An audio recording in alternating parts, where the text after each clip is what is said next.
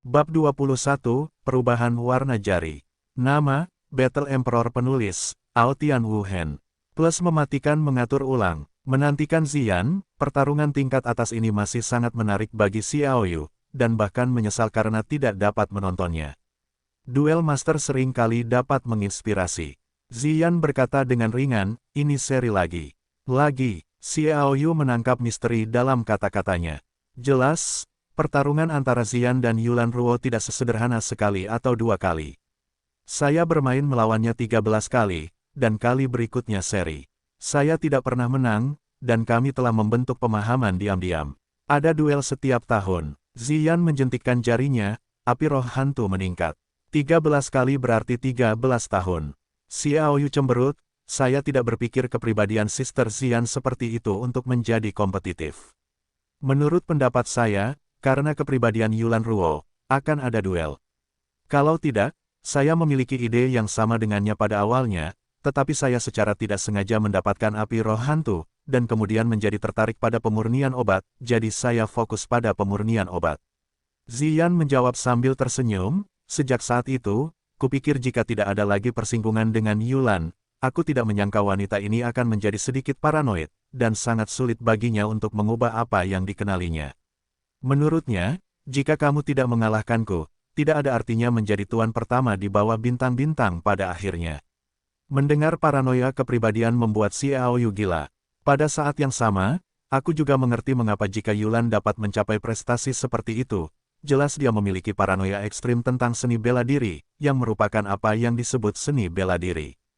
Tergila-gila pada Wuci, justru orang seperti ini, begitu kamu mengidentifikasi suatu hal, itu pasti tidak ada habisnya.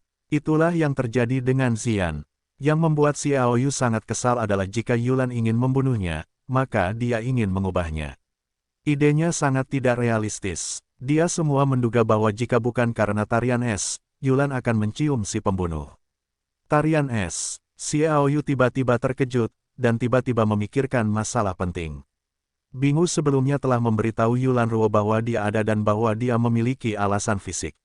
Pada saat itu, Yulan Ruo tidak berarti apa-apa baginya. Apakah karena pembunuhan setelah melihatnya? Ini mungkin terdengar tidak masuk akal, tetapi itu benar.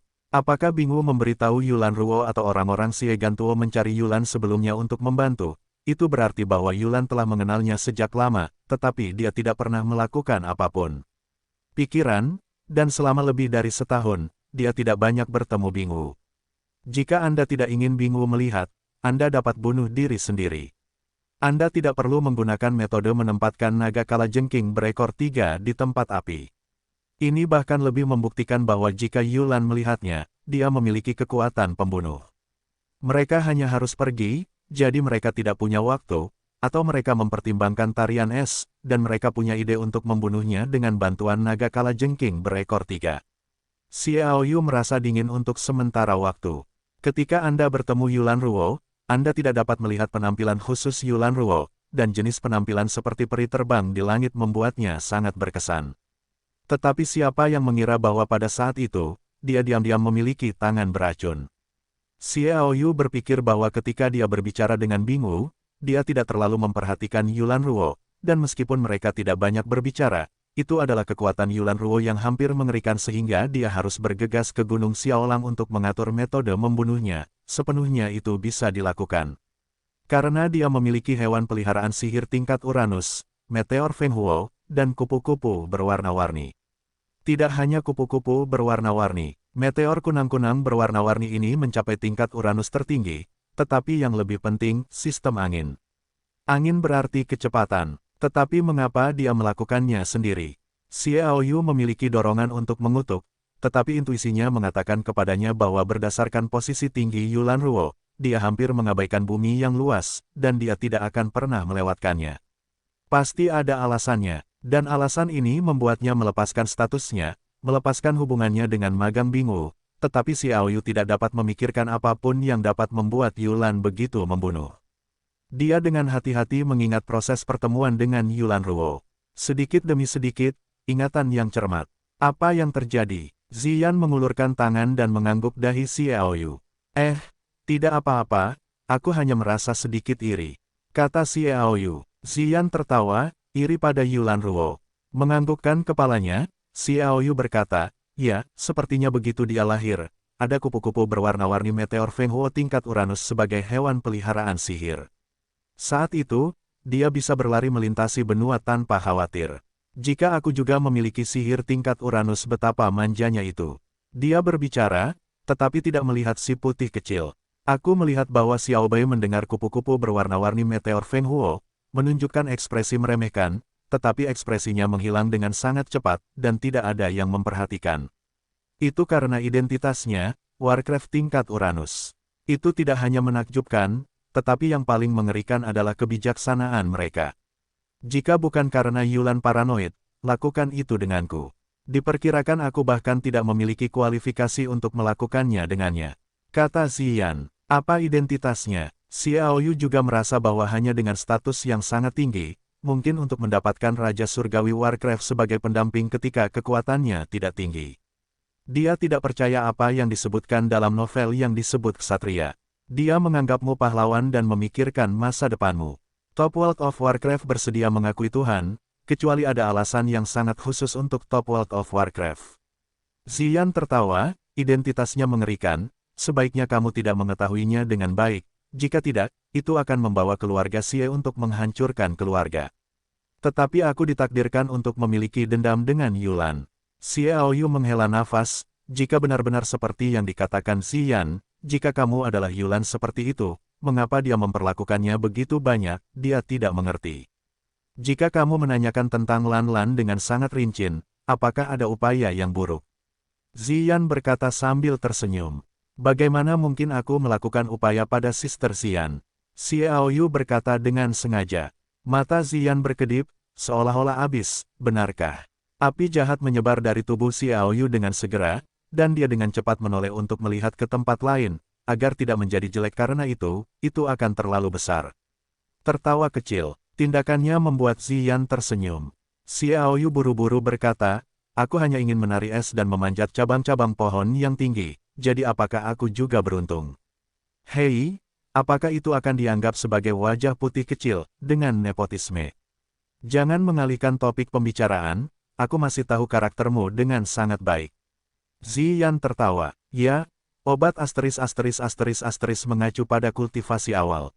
Menurut penilaianku, hanya 7 kali lagi, jarimu akan berubah menjadi emas pucat, dan setelah melalui latihan awal ini, kesulitan besar berikutnya yang perlu dihadapi adalah bunga dan rumput liar yang aneh. Aku tahu situasi, keluargamu, jadi aku memutuskan untuk pergi dan memetik beberapa di pegunungan Hengduan. Kakak Ziyan, bagaimana cara mengucapkan terima kasih? Xiao Yu berkata dalam hati. Pegunungan Hengduan adalah tempat yang berbahaya, dan tingkat bunga eksotis yang dia butuhkan sangat tinggi. Seringkali di kedalaman pegunungan Hengduan, itu bahkan lebih berbahaya. Lihatlah Ziyan dan pikirkan Yulan Ruo lagi. Pada saat yang sama, wanita cantik yang tak tertandingi, yang juga wanita daratan yang aneh, memiliki celah yang begitu besar. Ya, sebuah seruan menyela pikiran Xiao Yu lagi. Dia buru-buru melihat ke bawah, hanya untuk melihat lingkaran cahaya keemasan samar dari ujung jari kelingking tangan kirinya. Sangat lemah, jika kamu tidak melihat dengan saksama, kamu benar-benar tidak dapat melihatnya. Jantung Xiao Yu berdetak cepat, kemenangan sudah dekat, tetapi dia sedikit khawatir dan gugup. Bahkan Ziyan tidak terkecuali. Dia perlahan menggerakkan api roh hantu, perlahan bergerak ke dalam dari ujung jari ekor kecil, dan saat api roh hantu bergerak, emas pucat juga menyebar. Akhirnya ekor kecil Xiao Yu berubah menjadi emas pucat. Karena kulitnya kuning dan baru saja berubah warna, tidak kentara. Kalau tidak diperhatikan dengan seksama, Anda tidak akan melihatnya sama sekali. Tidak dapat dipercaya, kamu bajingan obat berarti kecepatan kultivasi hampir 1 bulan lebih cepat dari yang aku kira. Ziyan terkejut. Kakak Ziyan, apakah kamu berhasil? Xiao Yu terkejut. Ziyan tersenyum dan mengangguk, lalu mengeluarkan botol kecil dan memberikannya kepada Xiao Yu. Apa ini? Xiao Yu bertanya. Bubuk pengubah warna. Ziyan berkata, jari dewamu baru saja dimulai, dan warnanya akan berangsur-angsur semakin dalam di masa mendatang. Jika kamu membiarkan mereka yang mengetahui keberadaan jari dewa obat untuk melihatnya, mereka pasti akan memulai denganmu. Latihan jari dewa obat membutuhkan sejumlah besar bunga dan gulma eksotis, yang sebagian besar adalah yang tingkat atas untuk memiliki harapan keberhasilan. Jika orang lain melihat jari Dewa Obat, mereka tidak akan mempercayainya bahkan jika mereka tidak memilikinya. Xiaoyu kemudian tahu bahwa kultivasi jari dewa juga berbahaya. Bahaya ini bersifat eksternal. Baiklah, selanjutnya, jari dewa obatmu membutuhkan roh langit dan bumi yang kuat itu untuk memperkuat kekuatannya. Aku juga harus memenuhi janjiku. Aku akan berangkat besok untuk pergi melintasi pegunungan untuk menemukan roh langit dan bumi. Zian mengeluarkan sebotol penuh ramuan. Ramuan ini dapat menjamin bahwa semangat juang ayahmu tidak akan hilang dalam waktu 1 tahun. Xiaoyu mengambilnya, bersyukur, terima kasih, Sister Zian. Zian tersenyum sedikit, sudah waktunya bagiku untuk berkemas dan kau bisa kembali.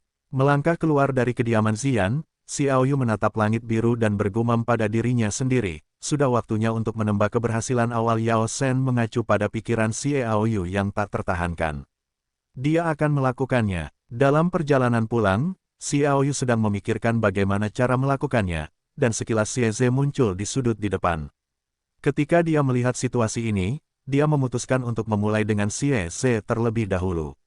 Xieze mengejek-ejekannya yang abadi, meskipun itu membuatnya marah, tetapi bagaimanapun juga dia adalah saudara, dia tidak bermaksud membunuhnya, tetapi Xieze bahkan berkolusi dengan sisa kejahatan keluarga Otres untuk membunuh keluarga Xie. Untuk membunuh, sampah seperti itu harus menggunakan darah untuk menebus dosa. Dia mengikutinya. Dengan cara ini, kedua pria itu berturut-turut berputar di beberapa jalan, secara bertahap terpisah dari jalan-jalan yang ramai, dan memasuki daerah kumuh yang terpencil. Rumah-rumah rendah, perumahan terbengkalai, di mana-mana. Bukankah dia ingin bertemu seseorang seperti Tros? Mengira orang-orang itu masih hidup.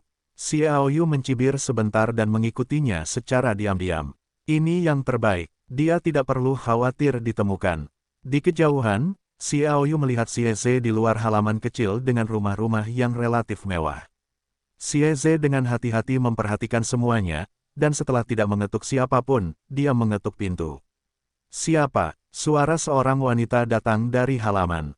Xieze berbisik, ini aku. Pintu halaman terbuka. Ze Sao, kamu di sini, dan keluarga budak ingin mati untukmu. Seorang wanita berusia 20-an, mengenakan gaun genit, keluar dari halaman. Dia melihat Xieze, matanya tiba-tiba menyala, dan dia menangis. Hei, rindu aku, sayang. Xieze mengulurkan tangan dan meremas payudara wanita itu. Wanita itu tersenyum dan berkata, Ze Sao benar-benar jahat. Melihat wanita itu, Xiaoyu tiba-tiba ingin tertawa. Wanita ini, dia telah melihatnya, karena dia dulunya adalah seorang wanita di sebuah gedung biru bernama Chunlan, tetapi Xiegang kemudian menyukainya, tetapi Xiegang tidak punya uang untuk menebusnya, atau dia mencuri uang dari Xiaoyu.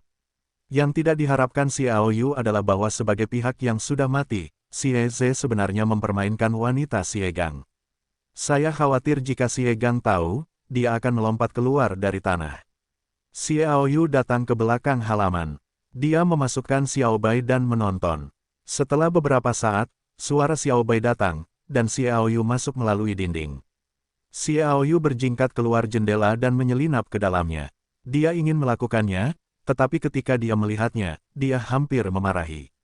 Kedua pria dan wanita itu benar-benar cemas. Begitu dia memasuki ruangan, dia mulai mengacau di ruang tamu. Merobek bajunya, terengah-engah. Selama beberapa saat, suara terengah-engah kasar pria itu dan suara dengungan wanita itu terus datang dan pergi. Ini membuat perawan Xiaoyu, yang belum pernah mengalami hubungan seks antara pria dan wanita, mendengar telinga merah dan telinga merah, jantungnya berdetak lebih cepat dan menonton tanpa sadar dengan probe. Oh, Xiaobai menyeret kaki celana Xiaoyu, menunjukkan bahwa dia juga ingin melihat.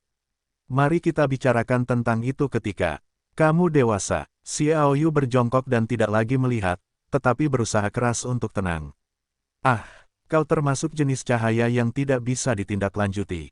Xiaobai menjadi gila. Pada saat ini, sebuah suara cepat datang dari ruangan itu.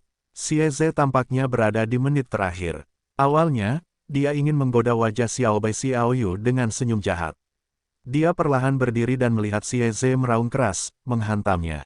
Tepat sebelum Xieze hendak membuat raungan terakhir, Xiaoyu berteriak, Xieze.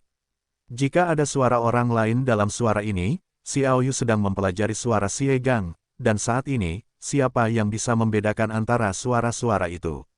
Apa? Dua teriakan keluar dari ruangan itu tiba-tiba. Siapa? Siapa yang memanggilku? Xie Ze memanggil dengan ngeri. Wanita itu juga dengan gugup meraih pakaiannya dan melilitkannya, melihat sekeliling dengan ngeri. Kau pasti tahu bahwa Xie Gang sudah mati. Mereka semua tahu ini. Bagaimana mungkin mereka tidak takut ketika mereka mendengar suara Xie Gang tiba-tiba? Xie Ze, kali ini kau seharusnya tercengang. Xiao Yu tertawa dalam hatinya, dia perlahan berjalan ke pintu, dan tiba-tiba mendorong pintu dengan tangannya. Sial, pintu terbuka. Xiao Yu muncul di dalam ruangan. Pada saat ini Xie Ze dan Chun Lan sama-sama mengenakan pakaian mereka dan melihat sekeliling dengan ketakutan. Ketika mereka mendengar pintu terbuka, hampir semuanya berteriak dalam refleks terkondisi, dan mendongak. Dengan ketakutan, Xiao Yu, Xie Ze pertama kali melihat orang itu, dan kemudian mengeluarkan geraman seperti bukan manusia. Xiao Yu tersenyum sedikit, ini aku. Kau benar-benar mencari kematian. Xie Ze benar-benar gila, dia sekarang bertanya-tanya apakah dia takut dengan suara Xie Gang palsu Xiao Yu. Xie Ze yang marah melemparkan dengan keras. Xiao Yu menendang kakinya keluar. Oh, Xie Ze itu ditendang ke tanah dan berguling beberapa kali. Dia hanya alam junior yang lebih rendah, sementara Xiao Yu adalah tingkat menengah senior. Beraninya kau menendangku. Xie Ze benar-benar gila, dia bahkan tidak memikirkan mengapa Xiao Yu bisa menendangnya dan bergegas lagi. Xiao Yu menamparkan punggungnya. Pukul. Aku melihat Xie Ze berbalik 3 kali dan duduk di tanah. Sekarang Xie Ze terbangun, dia menutupi pipi kirinya dan menatap Xiao Yu sebentar, pikirannya kosong dan tercengang. Pukul. Pukulan punggung tangan Xiao Yu adalah tamparan lain. Tamparan gigi Xie Ze ini mengipasi semua, dan Xie Ze berteriak. Xie Ze, apakah kau memikirkan hari ini ketika kau memukulku dan mempermalukanku? Xiao Yu berkata dengan dingin, ketika kau bergabung dengan Trost dan membunuh saudaramu, apakah kau memikirkan hari ini? Xie Ze berkata dengan panik, bagaimana kau tahu? Xiao Yu mengeluarkan pisau Roh Kudus dan meletakkannya di atas meja. Kau membunuh Trost. Seru Xie Ze, bukan hanya aku yang membunuh Trost, aku juga membunuh semua sisa keluarga Otres, termasuk Cewek, Mante, dan Xie Gang, kelompokmu yang sudah mati. Kata Xiao Yu dingin. Apa? Seru Chun Lan itu, tubuhnya gemetar, dan dia jatuh ke tanah. Xie Ze benar-benar tercengang. Hal yang mengejutkan seperti itu membuat Xie Ze tahu bahwa dia sudah benar-benar selesai. Dia tahu bahwa bahkan jika dia memohon Xiao Yu, itu tidak mungkin karena sikapnya yang biasa terhadap Xiao Yu. Bahkan jika dia tidak mati, dia berkolusi dengan Trost dan yang lainnya untuk membunuh saudara-saudara dari keluarga Xie. Xiao Yu tidak bisa membiarkannya pergi. Xiao Yu, jangan terlalu senang, bahkan jika kamu membunuhku, kamu tidak bisa hidup. Teriak Xie Ze. Xiao Yu tersenyum ringan, apakah kamu pikir ayahmu Xie Kun dapat membalas dendam padamu? Oh, Xie Ze, katakan padaku untuk mengatakan sesuatu, kamu benar-benar bodoh. Karena aku berani melakukannya, maka tentu saja ada tindakan balasan. Metode Xie Kun, bahkan jika dia tidak menemukanku, aku akan membunuhnya dengan tanganku sendiri. Terserah kamu. Haha, ayahku adalah seorang apoteker. Xie Ze sama sekali tidak mempercayainya. Melawan Xie Ze adalah minat terbesar Xiao Yu. Dia melihat kepercayaan diri Xie Ze dan berkata sambil tersenyum, apakah menurutmu Master Xian hebat, atau Xie Kun yang hebat? Tentu saja Master Xian. Xie Ze membeku dan menjawab. Itu benar, akhir-akhir ini, aku telah berlatih dengan Master Xian. Master Xian mengatakan kepadaku bahwa dengan kemampuanku, aku tidak takut dengan racun Xie Kun. Xiao Yu mengulurkan jari kelingking kirinya dan menggoyangkannya. Sekarang Xie Ze benar-benar benar. Dia duduk di tanah dengan mata lurus. Xiao Yu tertawa. Pada saat Xie Ze putus asa, Xiao Bai tiba-tiba mengeluarkan teriakan tajam, yang terdengar seperti jarum yang tertancap di gendang telinga. Oh! Tinggal bersama Xiao Bai untuk waktu yang lama telah membuat Xiao Yu memiliki pemahaman tertentu tentang wacana dasar Xiao Bai, karena Xiao Bai adalah varian dari Warcraft. Ia tidak hanya mempelajari ekspresi manusia, tetapi juga mempelajari bahasa manusia, tetapi ia tidak dapat dilepaskan sama sekali. Tetapi agak seperti itu, ia tahu itu berarti, hati-hati. Rasa bahaya datang dari kanan. Xiaoyu tidak mau. Dia mengangkat tangannya dan melancarkan pukulan naga ke kanan. Boom! Di tengah suara keras itu, sesosok tubuh terlempar ke belakang. Kemejanya robek dan bedak dada yang renyah terekspos. Yang tertembak adalah Chunlan. Melihat ini, Xie Ze ingin lari ketika dia berdiri. Oh! Cakar binatang Xiaobei berkibar, dan kilatan petir muncul, menghantam tubuh Xie Ze. Kekuatan petir itu tidak kuat, tetapi cukup untuk membuat orang mati rasa. Xie Ze yang menjerit jatuh ke tanah lagi. Xiaoyu menendang perut Xie Ze dan menjatuhkannya ke dinding. Dia pingsan di tempat dan mendatangi Na Chunlan dengan pisau Roh Kudus. Katakan, siapa kamu? Xiaoyu berkata dengan suara dingin. Dia hampir membalikkan perahu di selokan, bagaimana mungkin dia tidak pernah membayangkan bahwa Chunlan adalah seorang master, dan kekuatannya tidak lemah, dan dia mencapai tingkat menengah dan atas.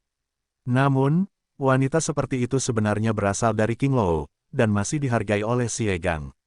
Sekarang dia berjalan dengan Xie Ze. Serangkaian hal muncul, dan Xiaoyu segera merasa bahwa Chunlan ini tidak sederhana. Melihat sekarat, Chunlan menyeka darah di sudut mulutnya dan bersandar ke dinding. Kamu memegang pisau guntur keluargaku, menurutmu aku ini siapa? Kamu juga keluarga Otus. Ekspresi Xiaoyu sedikit berubah. Chunlan berkata, ya, nama asliku adalah Lina. Lina. Xiaoyu dengan hati-hati mengingat, kamu adalah putri dari para tetua keluarga Otus, Lina, yang akan menikahi keluarga Xie kita untuk menikah. Aku tidak bisa memikirkannya.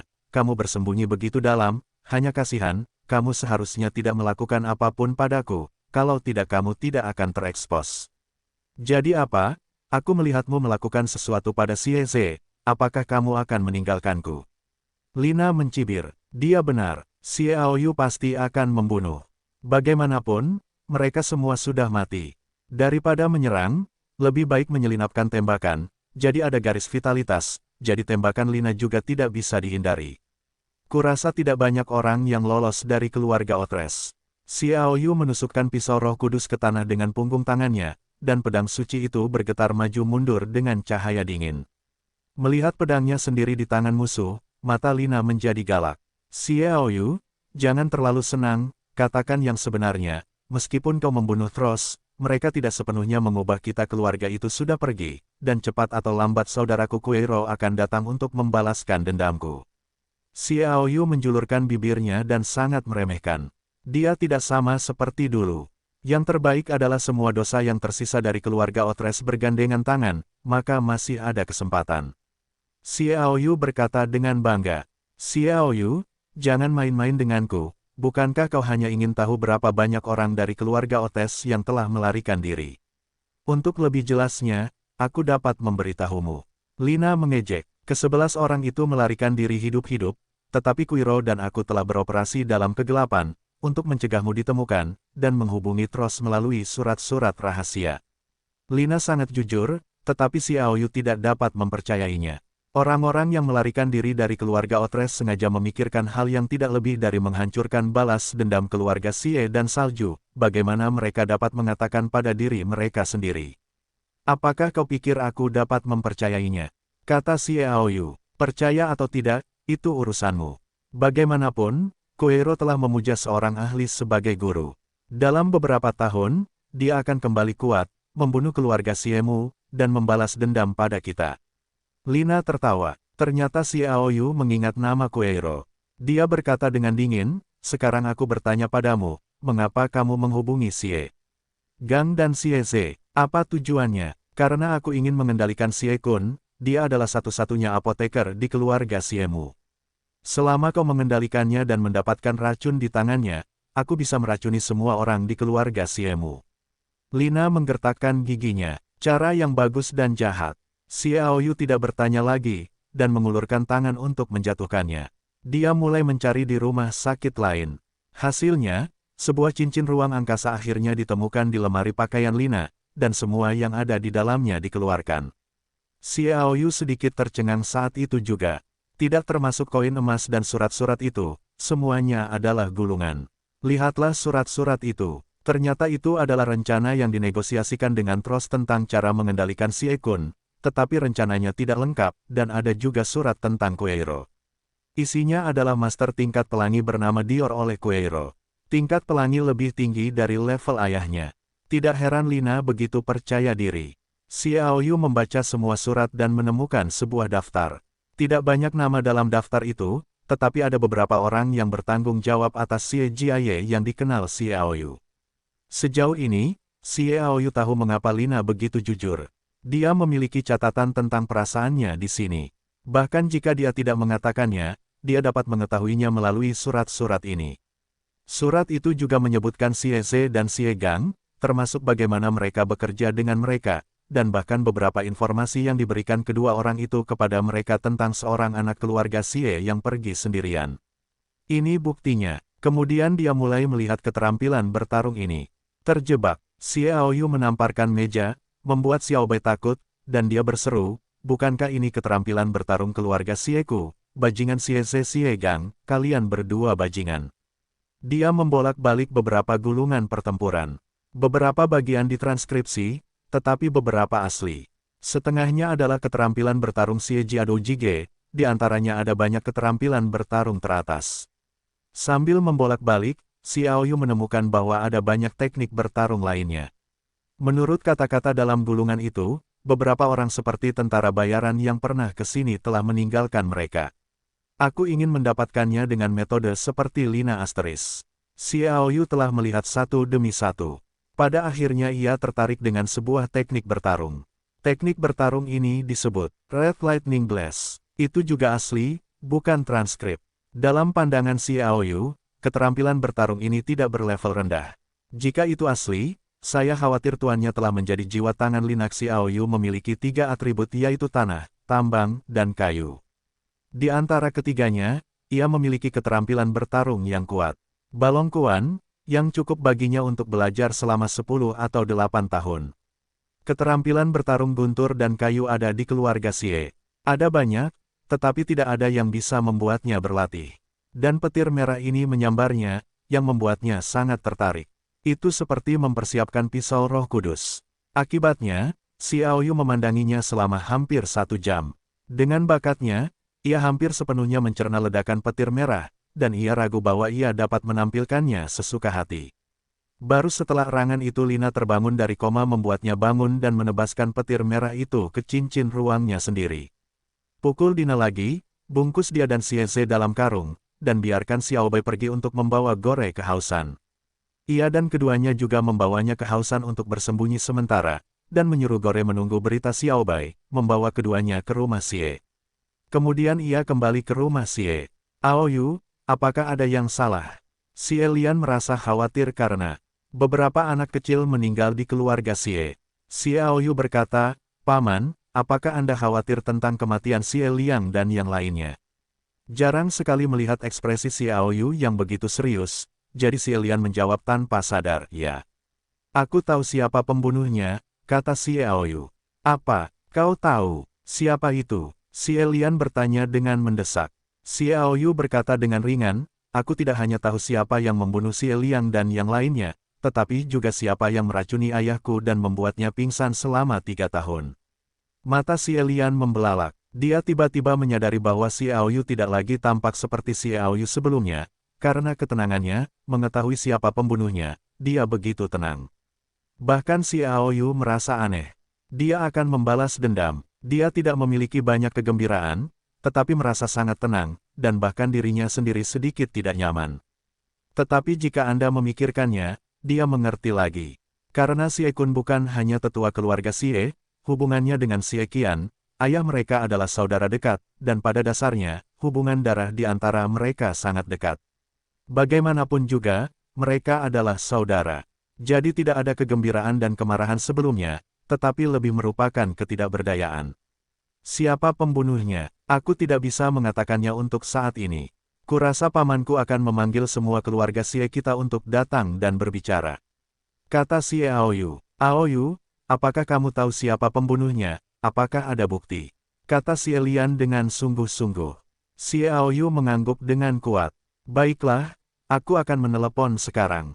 Xie Lian menatap Xiao Yu sebentar, dan memilih untuk percaya, dan segera menyampaikan perintah pemanggilan sang patriark. Paman, kapan semua orang bisa berkumpul? Tanya Xiao Yu. Butuh waktu sekitar 1 jam, jawab Xie Lian. Xiao Yu berbalik dan berjalan pergi, aku akan datang lagi dalam 1 jam. Dia kembali ke halaman 6 tetua. Ketika dia datang ke tempat tidur Xie Qian, Xiao Yu berlutut di depan tempat tidur. Dia berkata dengan pelan, "Ayah, karena Aoyu telah mengembangkan semangat juangnya, sepertinya aku sudah lama tidak mengobrol denganmu sendirian. Mari kita bicara." Ada air mata di mata si Aoyu saat dia berbicara. Adegan yang pernah muncul di hadapannya lagi. Ketika dia masih muda, ayahnya membawa dirinya untuk bermain. Ketika dia berusia 7 tahun, dia tidak bisa mengembangkan semangat juangnya, dan kecemasan ayahnya. Bagi dirinya sendiri, berjalan di benua itu, mencari master dari semua sisi, jenis kinerja yang tidak fleksibel, sejauh ini dia masih merasa sedih. 3 tahun lalu, koma yang tidak bersalah itu masih tidak sadar dan menderita, semuanya berlalu di depan mata Xiao Yu, dan air matanya tidak jatuh. Karena ayahnya berkata bahwa pria itu tidak mudah menangis.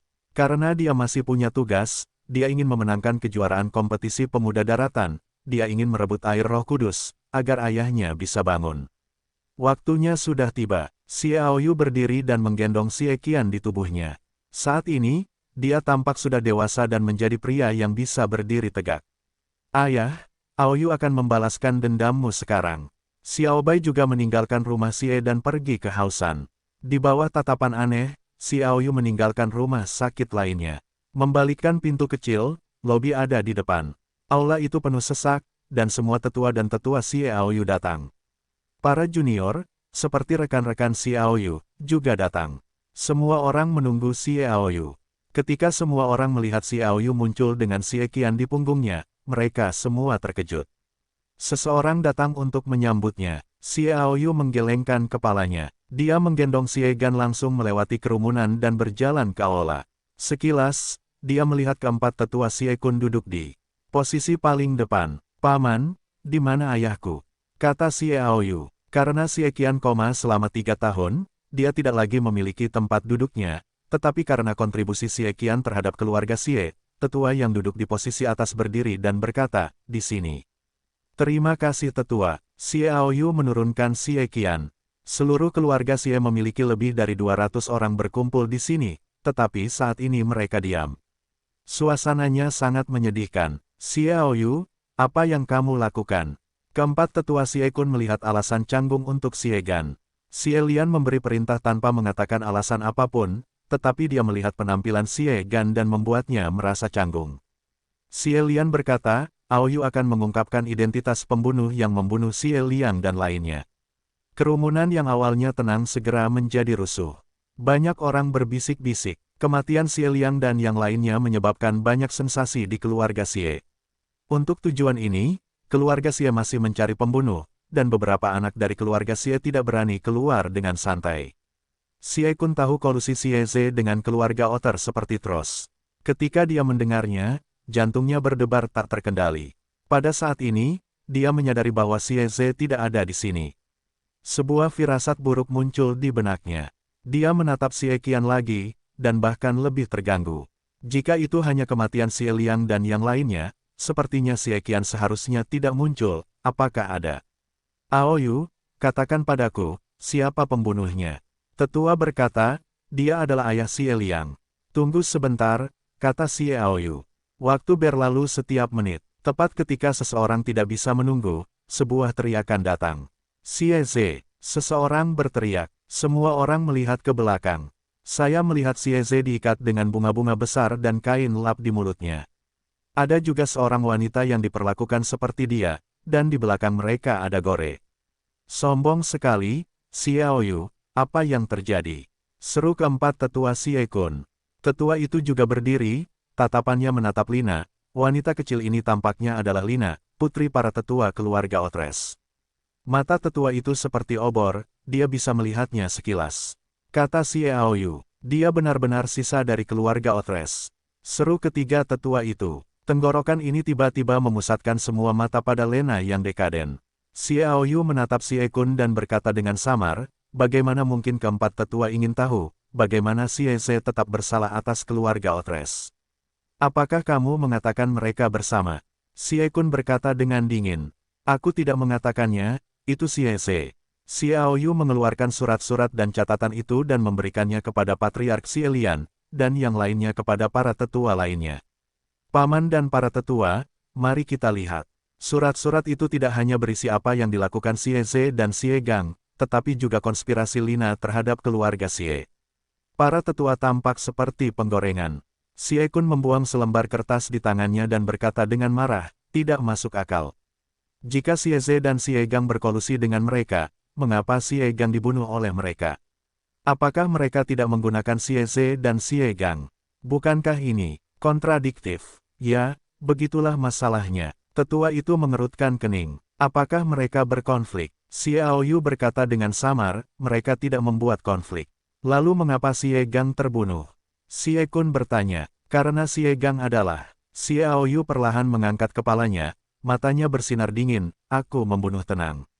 Sangat tenang. Siapa yang tidak tahu bahwa Xiao Yu tidak dapat menumbuhkan dendam, bahkan jika dia telah berlatih dengan gila selama bertahun-tahun, tetapi bagaimana dia bisa membunuh Xie Gang yang memiliki dendam tanpa dendam?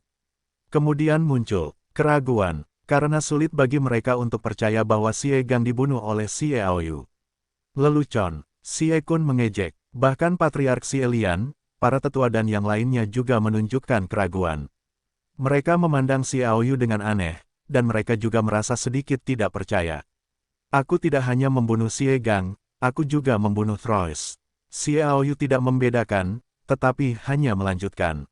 Trot, putra patriark keluarga Otres. Dia tidak mati. Tetua itu adalah salah satu kekuatan terpenting yang berpartisipasi dalam pemusnahan keluarga Otres pada waktu itu. Dia hampir mengenal semua pemilik Otres. Xiao Yu berkata, aku juga membunuh Mante dan Cerewe, total 9 orang yang tersisa dari keluarga Otes. Sejauh ini, hanya ada 2 orang yang masih hidup, satu adalah Lina ini, dan yang lainnya adalah saudaranya Kui Luo, tetapi Kuiro ini adalah murid dari seorang guru bernama Dior, bukan di kota Langya. Kata-katanya menimbulkan sensasi lain. Tetua dan Patriark Xie Lian saling memandang, aku pernah mendengar nama Dior ketika aku bepergian keluar, sepertinya guru tingkat pelangi. Tetua itu berpengetahuan luas, dan apa yang dia katakan benar. Xiao Yu mengeluarkan surat yang mencatat Kuiro dan memberikannya kepada tetua, ada catatan di dalamnya. Tetua itu dengan hati-hati melihat lagi, itu benar-benar Dior. Dengan cara ini aku tidak mempercayainya lagi. Keempat tetua Xie Kun mencibir. Xiao Yu menatapnya dengan acuh tak acuh dan tidak berbicara. Yang lain juga mengangkat telinga mereka. Mendengar keempat tetua Xie Kun berkata dengan dingin, karena Xie Liang dan yang lainnya terbunuh oleh keluarga Otres seperti Tros, Mante, Del, jelas kekuatan mereka tidak lemah, karena Xie Liang dan yang lainnya adalah yang terburuk. Mereka juga berada di level menengah dan bawah. Mereka dapat membunuh Xie Liang dan yang lainnya, dan kekuatan mereka jelas tidak buruk. Tros dan Mante adalah peringkat bawah yang tinggi, Cerewe adalah peringkat atas yang tinggi, dan yang lainnya adalah menengah. Xiao Yu dengan jujur mengatakan kekuatan Tros dan yang lainnya. Haha, keempat tetua Xie Kun tertawa terbahak-bahak saat mendengarnya. Senyumnya begitu hangat, tatapan ke Xiao Yu penuh dengan ejekan, penghinaan. Xie Kun bahkan melirik Xie Gan yang tidak sadarkan diri, karena mereka adalah master seperti itu, bagaimana kamu membunuh mereka? Jangan bilang kamu adalah serangan diam-diam, bahkan jika kamu adalah orang yang tidak berlatih semangat juang, jika kamu mengatakan bahwa kamu menyerang Xie Gang, aku hampir tidak bisa mengakui bahwa jika kamu adalah ahli tingkat tinggi, kalian tidak punya harapan menang meski menyerang, apalagi membunuh. Orang-orang di sekitar mengangguk, ini memang tidak bisa dimengerti oleh mereka. Aoyu, apakah kamu menemukan seseorang untuk membantu? Xie Lian tidak memiliki putra. Dia dan Xie Qian adalah saudara tiri, jadi di dalam hatinya, Xiao Yu adalah putranya. Xiao Yu secara alami memahami pikiran Xie Lian, dan dia tertawa, Paman, aku tidak punya penolong, aku hanya mengandalkan diriku sendiri. Lucu, keempat tetua Xie Kun mengejek. Seorang pria yang tidak bisa mengolah pembenarannya dapat membunuh seorang ahli tingkat tinggi, bukan hanya membunuh satu. Ini mungkin lelucon terbesar dalam sejarah daratan Kiao. Tetua itu menatapnya seperti ini dan tidak bisa menahan diri untuk tidak berkata, dia bisa meracuni. Aku tidak diracuni, kata Xiaoyu. Sudahkah kamu mendengar itu? Dia tidak meracuni. Dia hanya mengandalkan kekuatannya. Empat tetua Siekun mengucapkan kata kekuatan dengan sangat serius. Tanpa memberi orang lain kesempatan untuk berbicara, keempat tetua Siekun melangkah keluar dari aula dan datang ke Xie Ze dan Lina. Dia mengulurkan tangan untuk mengambil kain dari dua populasi. Gore berkedip, menghalangi jalan Siekun. Gore memberi jalan, kata Xiaoyu ringan. Gore memberi jalan. Keempat tetua Siekun mengulurkan tangan dan mengambil kain dari dua populasi. Sir, kamu mengatakan itu saja, apakah kamu tahu ini Lina? Ayah, selamatkan aku, panggil Xie Ze. Siekun melotot dan berkata, aku bertanya padamu, apakah kamu tahu ini Lena? Xie Ze menjawab, dan berteriak, aku tidak mengenalnya sama sekali. Itu semua konspirasi Xiaoyu. Dia berkata begitu karena aku telah menindasnya. Xiaoyu, apalagi yang harus kau katakan? Seru keempat tetua Siekun. Xiaoyu tersenyum acuh tak acuh, Lina, apa yang kau katakan? Lina, yang sudah tahu bahwa dia akan mati, sudah melihatnya. Semua orang menduga bahwa Xiaoyu berbohong, dan hanya ada satu, yaitu, Xiaoyu tidak akan marah. Begitu Xiaoyu menunjukkan dendamnya, semua ini tidak lagi dicurigai. Dia tahu bahwa berbohong tidak ada gunanya. Lina tidak berbicara, matanya terpejam dan dia menunggu kematian. Dia sama sekali tidak mengenalku, Xiaoyu, kaulah yang menjebakku. Xie Ze meraung kegirangan, dia pikir dia akan mati, tetapi dia tidak berharap memiliki vitalitas. Keempat tetua Siekun berkata dengan dingin, aku bahkan curiga sekarang bahwa Lina dan Xiaoyu berkolusi. Mata semua orang beralih ke Xiaoyu. Bagaimana aku bisa membuktikan bahwa apa yang aku katakan itu benar? Xiaoyu bertanya, sangat sederhana, kau bisa mengalahkan Xie Lin, dan aku yakin Tros dan Cerewel lah yang kau bunuh. Keempat tetua Siekun menunjuk seorang pemuda berusia 20-an. Para tetua lainnya mengangguk. Patriark Xie Lian sedikit mengernyit. Dia tahu bahwa ayah Xie Lin ini sudah meninggal karena sakit. Dia telah dirawat oleh keempat tetua Siekun.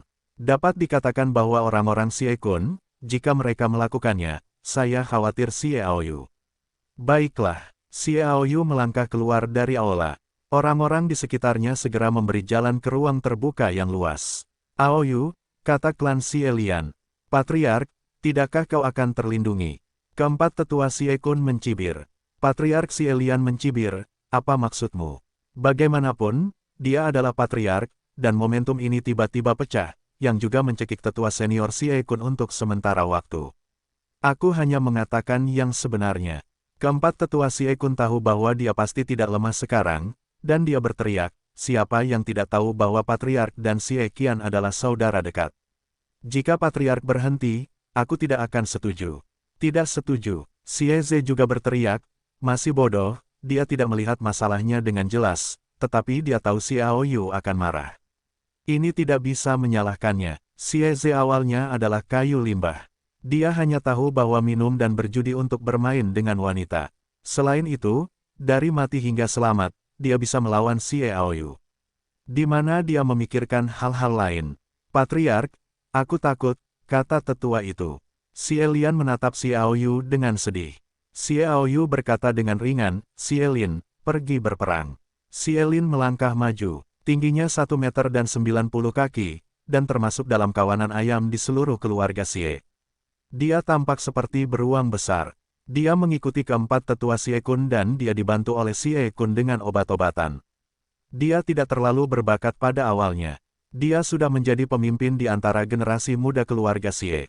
Alam superior menengah. Xie Lin, lakukan yang terbaik, kata tetua Siekun. Saya mengerti, keempat tetua, kata Xie Lin. Meskipun percakapan antara keduanya tidak disebutkan secara eksplisit, tetapi semua orang tahu bahwa keempat tetua Siekun membiarkan Xie Lin memainkan peran yang berat.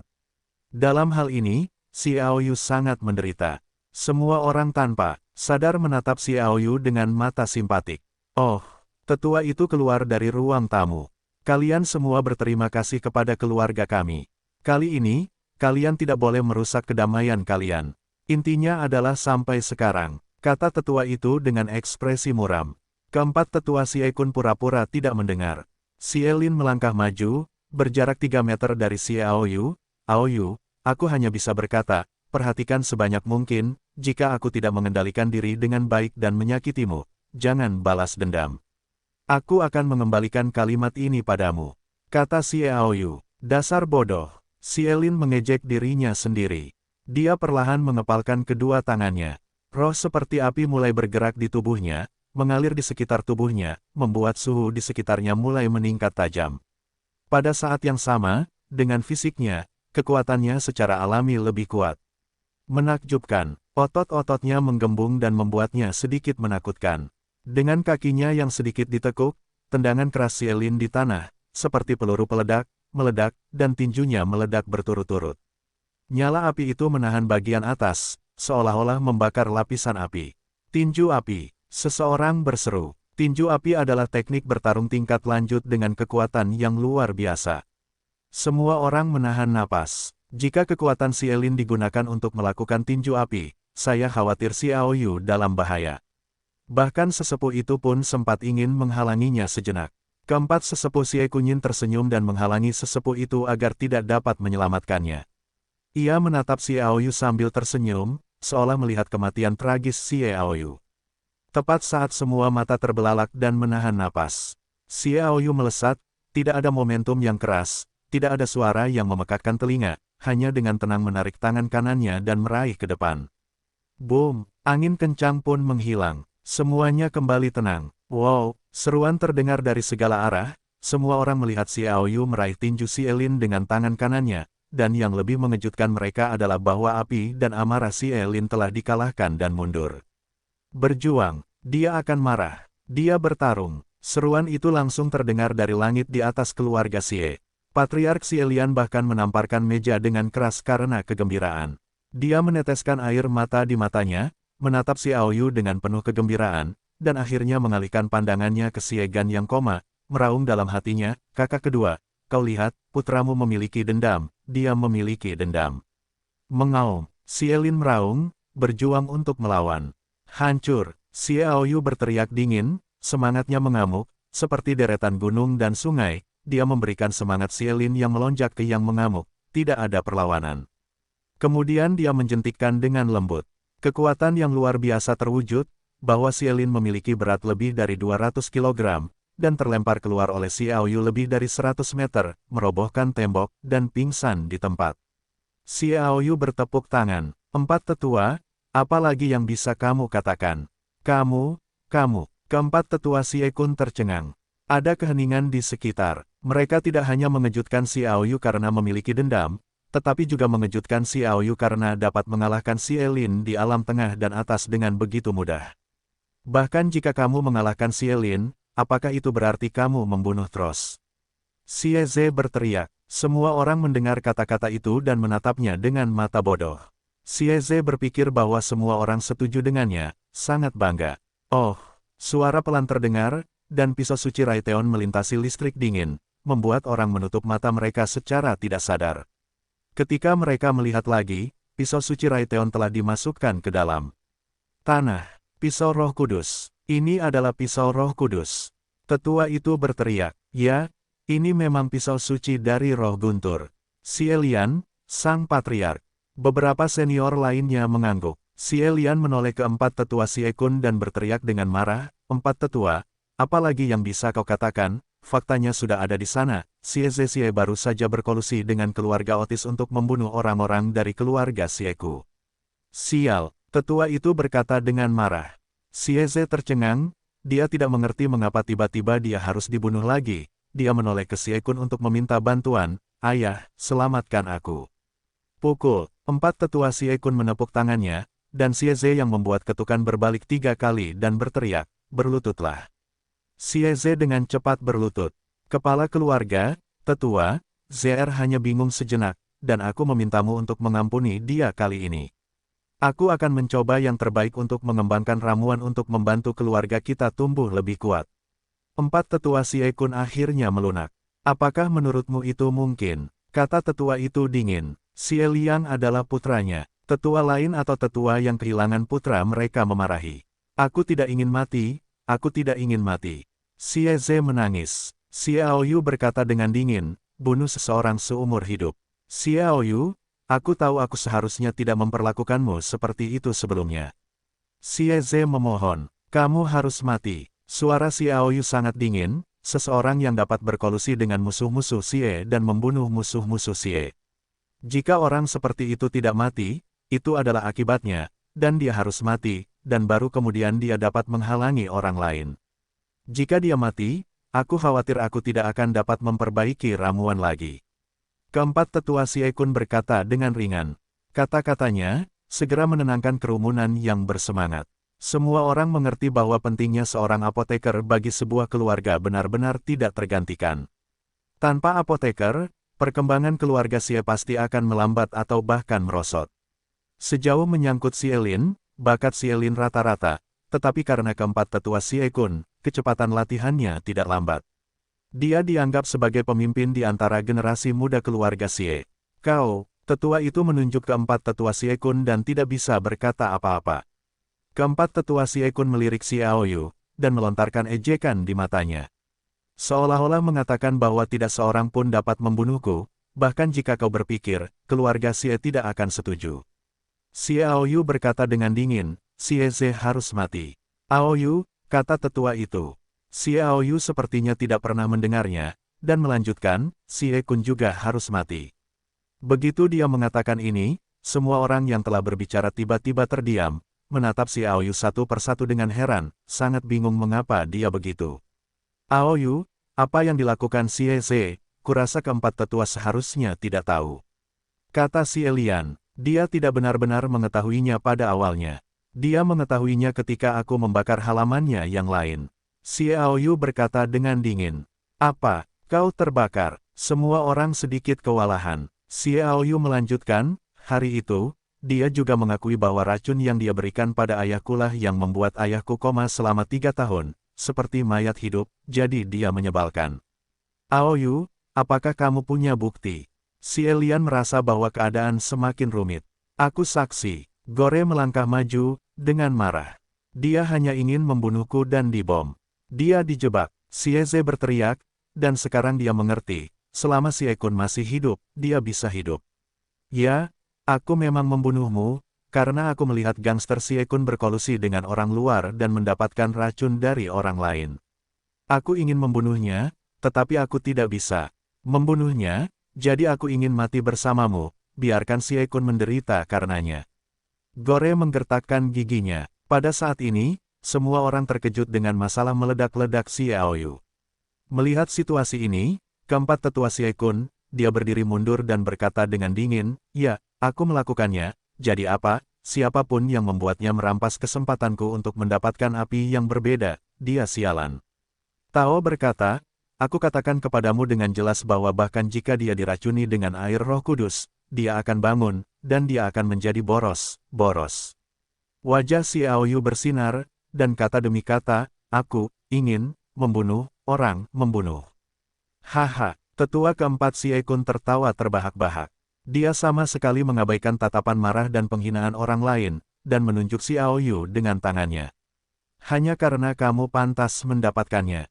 Jangan berpikir bahwa mengalahkan Xie Lin bisa menjadi gila, dia hanya level menengah, bahkan jika kamu hebat, bukan lawanku, jangan lupa, aku seorang apoteker penyulingan, jangan katakan kamu, bahkan jika ada orang dari keluarga Xie, aku ingin membunuhnya semua dengan mudah. Xiao Yu menatapnya seperti orang mati dan berkata dengan tenang, kamu adalah seorang apoteker. Semua orang tahu bahwa aku tidak terkecuali. Lalu aku berani mengatakan bahwa kamu terbunuh. Apakah kamu pikir aku tidak siap? Idiot! Tetua Xie Kun yang tertawa terbahak-bahak tersenyum di wajahnya. Dia adalah satu-satunya apoteker di keluarga Xie. Kebanggaan jangka panjang ini membuatnya sedikit terlalu sombong. Pada saat ini, Xiao Yu berkata bahwa dia tiba-tiba menyadari kebangkitannya. Jadi bagaimana? Apakah menurutmu Patriark akan setuju? Tetua keempat Xie Kun berkata dengan bibir. Mengapa tidak setuju? Mata Xiao Yu memancarkan cahaya aneh. Keempat tetua Xie Kun belum berbicara, Xie Ze berteriak, karena ayahku adalah satu-satunya apoteker. Xiao Yu, kamu harus mendengarkan dengan jelas, itu satu-satunya. Keempat tetua Xie Kun tertawa, mungkin semua orang berpikir ayahmu adalah penyumbang terbesar bagi keluarga Xie menjadi satu-satunya keluarga di kota Langya, tetapi aku pikir patriark dan kamu para tetua seharusnya lebih memahami bahwa jika aku bukan seorang apoteker penyuling dan memurnikan banyak ramuan, keluarga Xie tidak akan pernah tumbuh lebih kuat. Xie Kunku adalah penyumbang terbesar bagi keluarga Xie. Tanpa dia akan hancur. Kata-katanya menimbulkan kontroversi. Tetapi ketika orang-orang melihat wajah suram Xie Lian dan para tetua, semua orang terdiam. Situasi ini membuat semua orang memikirkannya. Hanya mulut Xie Aoyu yang tersenyum tipis. Aku adalah landasan keluarga Xie. Keempat tetua Xie Kun menepuk dadanya dan berkata dengan bangga, lihatlah generasi kalian, ada beberapa orang berbakat. Tanpa aku, generasi kalian akan benar-benar menghancurkan keluarga Xie, akhirnya disingkirkan, atau bahkan binasa, jadi aku tidak bisa mati, dan aku harus membuatku bahagia, kalau tidak keluarga Xie akan mati. Xie Kun, kamu terlalu berlebihan. Para tetua meraung. Keempat tetua Xie Kun mengabaikannya sama sekali. Faktanya, hanya ada 4 orang yang bertanggung jawab atas keluarga Xie, Patriark Xie Lian, tetua, keempat tetua Xie Kun dan keenam tetua Xie Gan. Sekarang keenam tetua Xie Qian tidak sadarkan diri, jadi sisanya berikutnya adalah patriark dan tetua. Patriark, tetua, bagaimana menurutmu? Apakah untuk keluarga Xie mati demi Xie Liang, Xie Gan, atau masa depan keluarga Xie? Xie Kun, keempat tetua, berkata sambil tersenyum. Xie Aoyu tidak berbicara, hanya menatapnya dengan acuh tak acuh. Mata semua orang terfokus pada patriark Xie Lian dan tetua. Mereka adalah para pengambil keputusan terakhir. Patriark Xie Lian dan para tetua saling berhadapan dengan ekspresi pahit di wajah mereka. Mereka ingin mencabik-cabik Xie Kun dan putranya, tetapi dia tidak bisa mati, kata Patriark Xie Lian, menggertakkan giginya. Setelah berbicara, dia merasa bahwa seluruh pria itu akan berhasil. Haha, ada lebih dari 200 orang di antara hadirin. Hanya keempat tetua Xie Kun yang tertawa terbahak-bahak. Xie Aoyu, bagaimana? Keempat tetua Xie Kun tertawa. Bagus, kata Xie Aoyu ringan. Semua orang membeku lagi. Sejak Xie Aoyu muncul, kerumunan telah mati rasa oleh kejutannya yang berulang-ulang. Aoyu, Patriark Xie Lian berkata dengan kesakitan. Paman, jangan salahkan dirimu sendiri. Ada senyum di wajah Xie Aoyu. Kamu dan tetua masih bisa menganggap keluarga sebagai prioritas ketika saudara dan putra terbunuh dan terbunuh. Aku mengaguminya, sementara itu, aku juga mengerti mengapa ayahku bukan seorang patriark dan seorang tetua, karena kamu benar-benar memiliki keluarga dalam pikiran. Xie Lian dan tetua menghela nafas. Aku mendengar Xie Aoyu terus berkata, tetapi pernahkah kamu berpikir bahwa Xie Kun dan putra-putranya dapat melakukan hal-hal seperti kemarahan orang-orang dan dewa-dewa? Bahkan jika mereka menyimpannya, apakah ayah dan anak mereka benar-benar akan membayar untuk keluarga Xie? Tetapi, kata tetua itu, Xie Aoyu memotongnya dan berkata, jadi Xie Kun dan putranya harus mati. Aku sudah mati, siapa yang bisa menggantikanku? Kata tetua Xie Kun dengan bangga. Aku, Gorlang terdengar, yah, kamu. Keempat tetua Xie Kun menatapnya dengan jijik. Xie Aoyu mengangguk sedikit. Gore mengulurkan tangan dan menghancurkannya menjadi api. Api aneh. Teriakan itu langsung terdengar di seluruh keluarga Xie. Xie Lian dan tetua keduanya membelalakan mata dan menatap Gore dengan tidak percaya. Bagaimana mungkin mereka tidak pernah membayangkan bahwa pemuda yang mereka kira sebagai saksi ini sebenarnya memiliki api yang berbeda. Ini adalah pneumonia terestrial, dan keluarga Otres menemukan bahwa belum lama ini, jika ratu-ratu kupu-kupu saling memberitahu, Gore menang. Kata Xie Aoyu, tidak mungkin, tidak mungkin. Keempat tetua Xie Kun memutar wajahnya dan berteriak dengan panik, aku tidak percaya ini pasti palsu, palsu. Ada tawa keras di sekitar.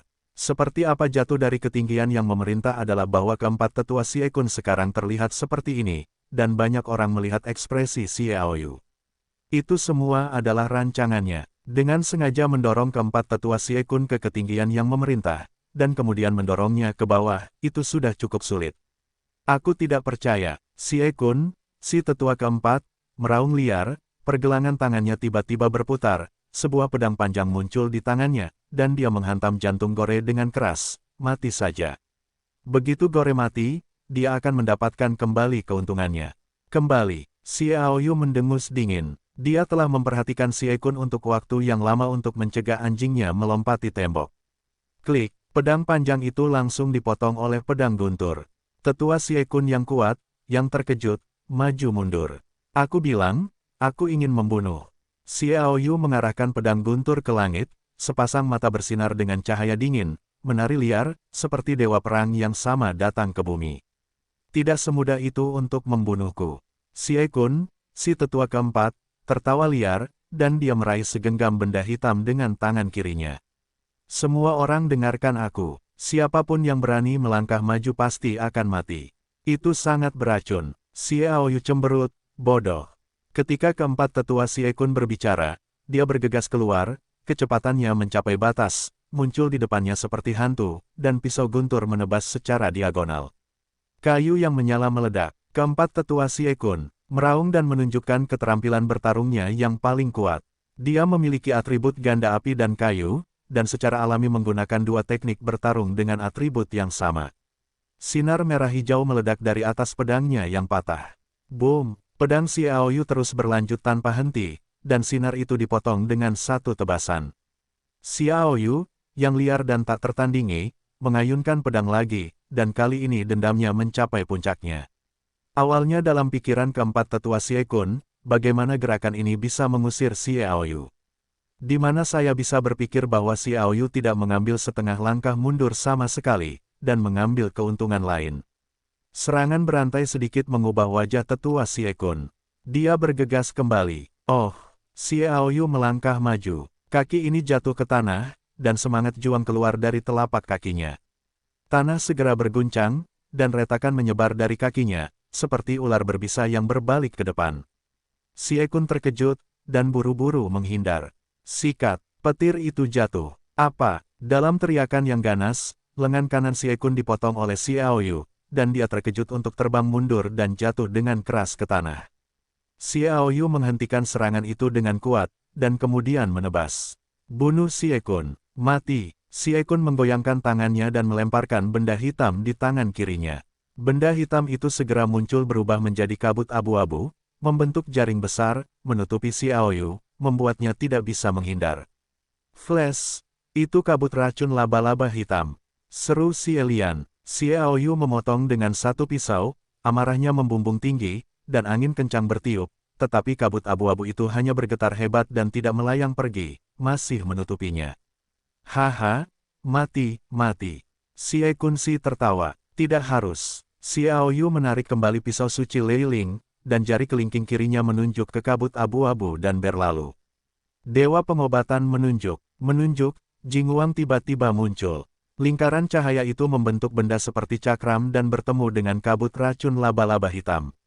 Oh, seolah-olah capung itu sedang menyiram, lingkaran cahaya emas Xiaoyu di ekor kecil tangan kirinya menunjuk muncul gelombang riak air, dan kemudian melihat kabut racun abu-abu menghilang tak terlihat seketika. Xiaoyu berjalan mendekat, aman dan sehat. Tidak mungkin. Xie Kun berteriak, dan dia melangkah mundur karena takut. Kau tidak bisa membunuhku, kau membunuhku. Kau tidak tahu siapa yang memberiku racun, dan siapa yang ingin Xie Qian tidur selamanya. Kau sama sekali tidak tahu. Ketika kau berhubungan dengan orang itu, aku mendengarnya. Orang itu berkata, kau tidak perlu menemuimu lagi untuk kedua kalinya. Aku juga telah mengawasimu selama setahun dan tidak ada yang menghubungimu. Menghubungi? Gore mencibir. Xie Kun tiba-tiba menghadapi abu. Xiaoyu menatapnya dengan dingin, dan meninjunya.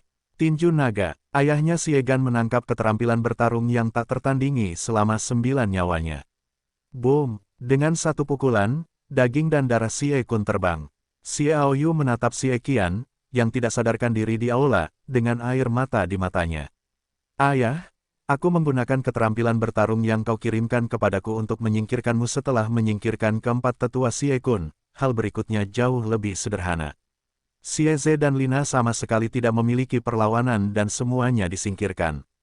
Gore juga resmi bergabung dengan keluarga Xie. Karena ia memiliki api yang berbeda, meskipun ia belum memurnikan ramuan apapun, itu hanya masalah waktu. Kedatangannya telah memberi keluarga Xie kesempatan untuk berkembang pesat, jadi ia mengambil metabolisme untuk menjadi 4 tetua, dan merupakan tetua pertama yang bermarga Xie. Xiaoyu mengembalikan Xie Gan ke kamar. Setelah tinggal selama beberapa hari di keluarga Xie, ia berangkat dengan gambar orang yang memberi racun kepada keempat tetua Xie Kun menurut deskripsi Gore. Ia akan berlatih karena ia masih memiliki tujuan, kompetisi pemuda daratan, yang akan menjadi kesempatan terbesar untuk membangunkan Xie Gan, jadi ia akan pergi ke Gunung Hengduan untuk berlatih. 10 hari kemudian, Xiaoyu dan Xiaobei tiba di pinggiran pegunungan Hengduan. Dalam perjalanannya, Xiaoyu tidak bermalas-malasan, dia telah berkultivasi sendiri, dan di waktu luangnya, dia mempelajari keterampilan bertarung yang tak terduga. Petir merah bergemuruh. Teknik bertarung ini dapat dikatakan sangat kuat. Bahkan jika ayahnya Xie Qian menguasai keterampilan bertarung, dia mungkin tidak lebih baik dari petir merah. Di malam yang berkabut, di samping tumpukan api unggun, Xiaobei makan dan minum, dan berbaring tertidur saat tidur. Makhluk kecil mutan tingkat rendah ini tidak memiliki sedikit pun rasa takut bahkan ketika dia datang ke World of Warcraft. Betapa Xiaoyu menyadari bahwa nyali Xiaobei tidak biasa. Memadamkan api unggun. Ini karena, jika pegunungan Hengduan pada malam hari menyala, itu akan dengan mudah menarik perhatian Warcraft. Xiaoyu tidak takut, tetapi dia sekarang ingin berlatih ledakan petir merah. Setelah memastikan bahwa tidak ada orang atau Warcraft di sekitar, Xiaoyu mulai mengendalikan semangat juang dan mengalir sesuai dengan rute operasi teknik bertarung. Semangat bertarung Xiaoyu mengalir melalui meridian satu persatu, dan kulit di tubuhnya mulai mengencang secara otomatis, dan otot-ototnya membengkak. Papa, jejak cahaya listrik yang terkandung dalam bola 3 warna yang bahkan tidak dapat didekati Xiaoyu sebenarnya mengalir secara bertahap setelah pengoperasian teknik pertarungan ledakan guntur petir merah. Kecepatan rotasi ini sangat lambat, tetapi pengoperasiannya tampaknya menggemakan gaya bertarung, dan warna cahaya elektrooptik berubah, dan menjadi merah. Itu tampak seperti naga merah tua di kolam air ungu. Papa, pada saat yang sama, cahaya listrik kemerahan muncul di sekitar Xiaoyu. Kegembiraan yang tak terlukiskan melonjak dari lubuk hati Xiaoyu. Pada saat ini, dia samar-samar merasa bahwa dia telah menyentuh cahaya listrik merah. Hubungan yang sangat halus, tidak yakin dengan jalannya. Tetapi itu sangat jelas, itu seperti bagian dari dirinya sendiri, tetapi belum tumbuh dewasa, dan ledakan petir listrik merah itu persis keterampilan bertarung dari atribut petir, dan keduanya dapat digunakan bersama-sama. Pisau petir, teriak Xiaoyu. Banyak cahaya listrik merah menyala keluar dari belakang kepalanya, dan dia berkibar dengan ganas. Dia membelah tangannya secara merata, dan semangat juang di tubuhnya mulai mengalir dengan liar. Tidak seperti pemula dan pemula, dia perlu dengan hati-hati mengikuti persyaratan ledakan petir merah yang mengharuskan berjalan di suatu tempat di meridian. Para pendendam itu mengikuti lintasan sepenuhnya. Gelombang gila itu membawa lebih banyak cahaya merah-merah, yang melesat sepanjang 1 atau 2 meter ke tungkai bawah dan atas, menghancurkan puing-puing, bunga, dan pohon di sekitar Xiaoyu. Oh, semangat juang melonjak, dan pisau Roh Kudus yang bergemuruh muncul dari sarungnya. Memotong langit dan ke langit, meninggalkan cahaya ungu dingin.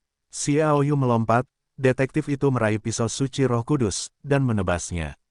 Pria dan pisau itu cocok, dendam dan pisau itu bergabung, dan cahaya listrik merah-merah bergabung dengan pisau itu. Berisi pedang perkasa jatuh tiba-tiba.